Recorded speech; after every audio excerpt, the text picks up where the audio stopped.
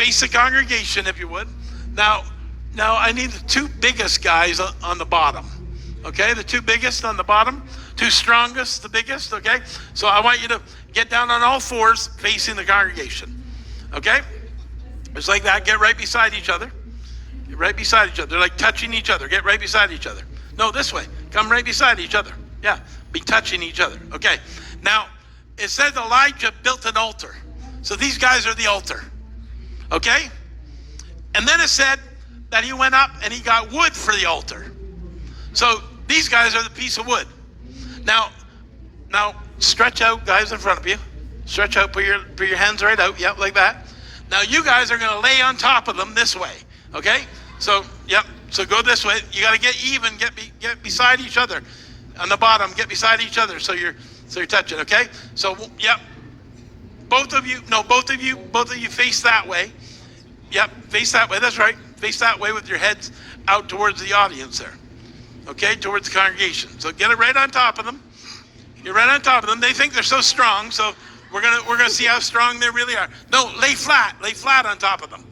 Not staggered. Lay flat on top of them. Right beside them. Come on. Move over. Yeah, that's right. Okay. Okay, so these guys are the piece of wood, okay? Now, I got the prophet Elijah in the house. Mitch, I want you to be the prophet.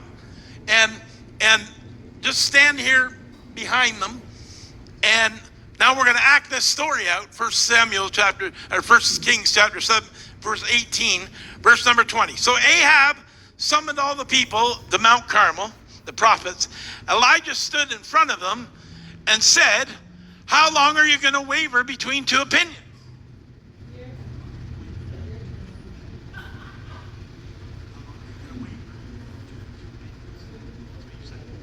How long are you going to waver between two opinions?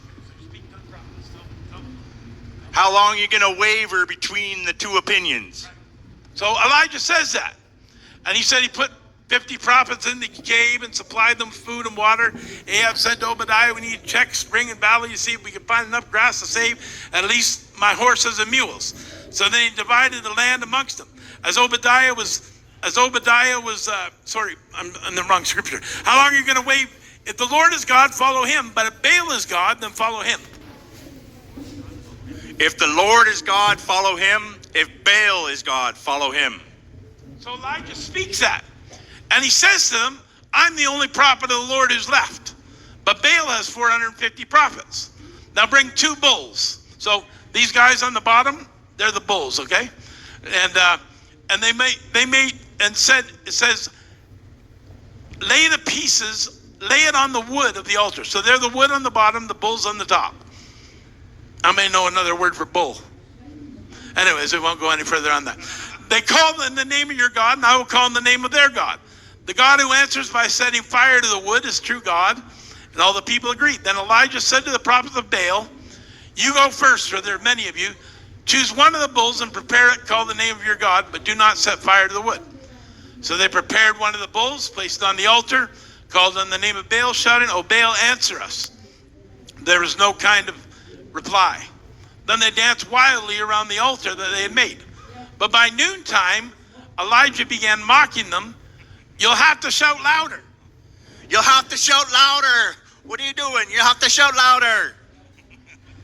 Okay, so Elijah does that. And we didn't practice this, by the way, me and Mitch. "Oh, Baal, answer us." But there was no reply. Noontime, he says, "You have to shout louder, Elijah.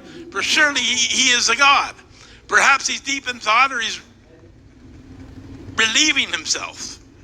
Can you believe that? Elijah says, maybe your God's going to the bathroom right now. Or maybe he's away on a trip or asleep and needs to be woken up. So they shouted louder, and following their normal custom, they cut themselves with knives and swords under the blood gushed out. Then they raved all afternoon until the evening sacrifice, but there was no reply. Okay? Verse number 30. 1 Kings chapter 18. You guys okay still? Oh, yeah, you hanging in there? You're good. All right, keep your heads down. Then Elijah called to the people, "Come over here." And they all crowded around him as they prepared the altar of the Lord. He took 12 stones, one to represent each one of the tribes of Israel. And he used the stones to rebuild the altar. Then he dug a trench around large enough to hold about 3 gallons. He piled wood on the altar, cut the bulls into pieces, and laid the pieces on the wood. Now, put your heads right down, guys. Put your heads right down. Like, don't look up. And then it says, fill 4 large jugs with water and pour the water on the offering of the wood. All right, pour. No, just stay there. And now, after they had done this, he said, do the same thing again.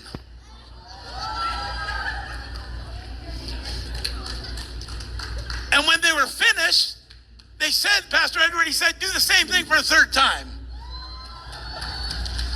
Come on, put your hands together for our volunteers today. Aren't you glad it's only water? Thank you, guys. You guys are tough guys. You guys are the best. You're Salamat po, all of you. It's only water. You'll be refreshed. Glory be to God. So he did it, and the water ran around the altar and overflowed the trench, it says. Come on, put your hands together again for these guys. Woo! So we see some things. Thanks, guys. You were awesome. Salamat po. Bless you all. So we